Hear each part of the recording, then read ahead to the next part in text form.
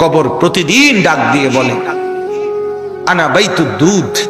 প্রত্যেকের কবর প্রত্যেককে ডেকে বলে, ও আল্লাহর বান্দা, জানো আমি পোকামাকড়ের ঘর, পোকামাকড়ের ঘর।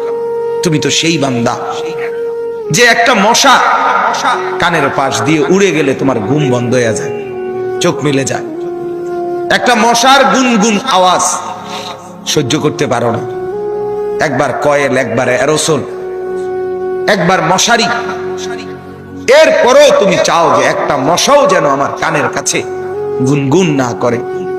তো 5 ঘন্টার ঘুমের জন্য, 6 ঘন্টার ঘুমের জন্য বান্দা এই যত্ন নিলা, অনন্তকাল কিংবা বছরের পর বছর কবরের যে ঘুম দিবা, পড়ে থাকবা সেই ঘরে, পোকা মাকড়ের ঘর, সেই ঘরে তুমি ঘুমাইবা কেমনে, থাকবা?